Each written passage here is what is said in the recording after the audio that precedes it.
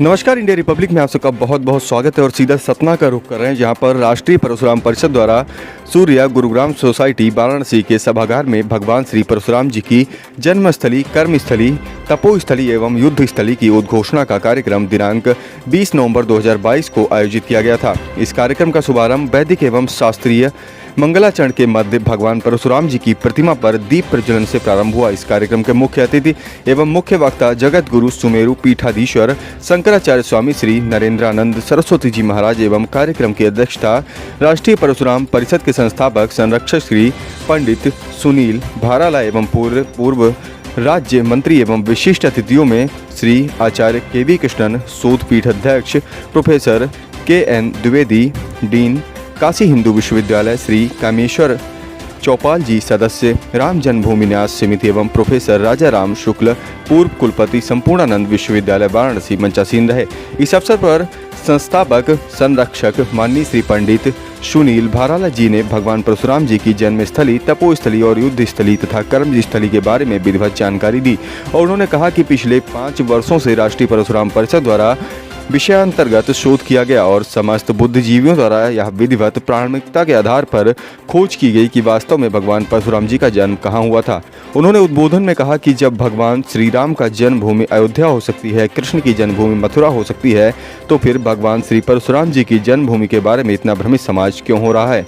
इस विषय पर पिछले 5 वर्षों से शोध कार्य चलता आ रहा है और आज की तारीख में हमारे विद्वानों के बीच उस जगहों का नाम सुनिश्चित किया गया जहाँ पर भगवान परशुराम जी ने जन्म लिया और जन्म लेने के बाद तपस्या की, और तपस्या के लिए कौन सी तपस्थली का उन्होंने चयन किया था, इस विषय की जानकारी आज आप लोगों के बीच में मिलेगी।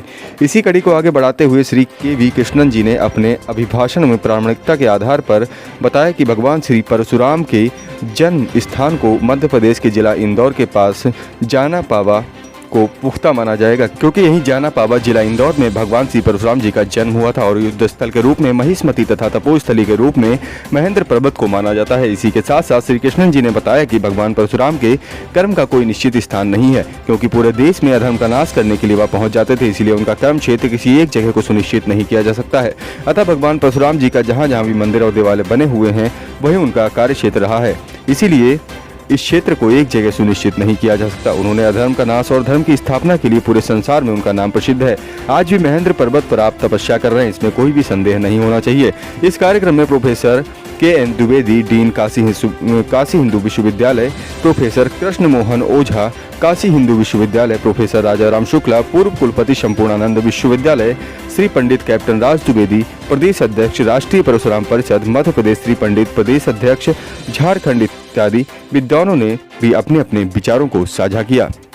शोध में कराया गया भगवान श्री परशुराम जी की जन्मस्थली, तपोस्थली, युद्ध स्थली जो 21 बार युद्ध हुआ पृथ्वी पर, और उनकी साधना भूमि भगवान श्री परशुराम जी ने समुद्र कहाँ पिया था, जो लोक कल्याण को लेकर के जब तबाही मचाई थी समुद्र ने, तो लोक कल्याण को बचाने के लिए समुद्र को पी लिया था उन्होंने और फरसे पे स्थान को बसाया था देश का।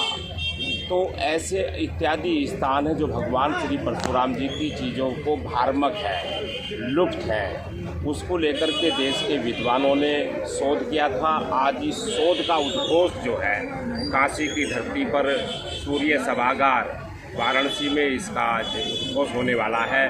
तो उद्घोष में हमारे जगत गुरु शंकराचार्य जी और तमिलनाडु से हमारे जो मुख्य वक्ता के रूप में जो आए हैं और साधु संत, इस पर जो हमारे काशी विद्युत परिषद के हमारे जो इस कार्यक्रम की अध्यक्षता हो रही है, आदरणीय कामेश्वर उपाध्याय जी हमारे जो विद्वान हैं।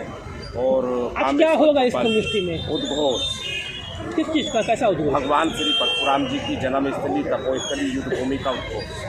आज क्यों प्रासंगिक है परशुराम जी? पिछले 6-7 वर्षों से शोध हुआ इसको लेकर, इसलिए। और भगवान परशुराम जी पहले ऐसे भगवान थे जो अवतार के रूप में आए थे, जिन्होंने सुशासन और नारी शक्ति का सम्मान इस देश में मानव जाति को जीना सिखाया। एक मिनट भैया जी, आपसे बात कर रहे बस।